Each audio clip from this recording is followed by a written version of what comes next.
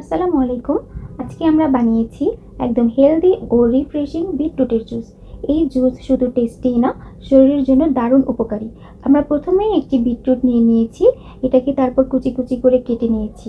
বিটরুটে আছে প্রচুর পরিমাণে আয়রন, যা রক্তশূন্যতা কমাতে সাহায্য করে, রক্ত পরিষ্কার রাখে এবং হিমোগ্লোবিন বাড়ায়। হৃৎপিণ্ডের জন্যও ভালো।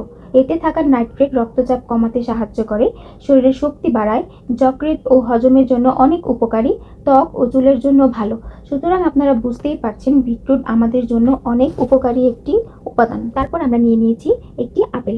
আপেলে থাকা ফাইবার কোলেস্টেরল কমায়, রক্তচাপ নিয়ন্ত্রণে রাখে, হার্ট অ্যাটাক ও স্ট্রোকের ঝুঁকি কমায়, হজমে সাহায্য করে, ফাইবার বেশি থাকায় কোষ্ঠকাঠিন্য দূর করে, অন্ত্র পরিষ্কার রাখে, ওজন কমাতেও সাহায্য করে। এছাড়াও আপেলে আছে ভিটামিন সি ও অ্যান্টিঅক্সিডেন্ট, যা রোগ প্রতিরোধ ক্ষমতা শক্ত করে। তবে খালি পেটে অনেক সময় বেশি আপেল খেলে অ্যাসিডিটি হতে পারে। আদা আমাদের শরীরের জন্য অনেক উপকারী। আদা আমাদের হজমে সাহায্য করে, সর্দি কাশিতে উপকারী, প্রদাহ কমায়, রক্ত সঞ্চালন ভালো করে, ইমিউন সিস্টেম শক্ত করে।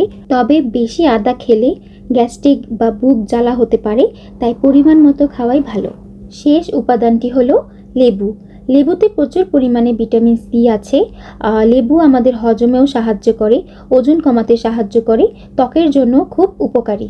সবগুলো উপকরণ একসাথে ব্লেন্ড করার পর তৈরি হলো একদম রঙিন, টেস্টি আর স্বাস্থ্যকর একটি জুস। এটা শুধু জুস নয়, বরং এক গ্লাস ভরপুর ভিটামিন আর এনার্জি।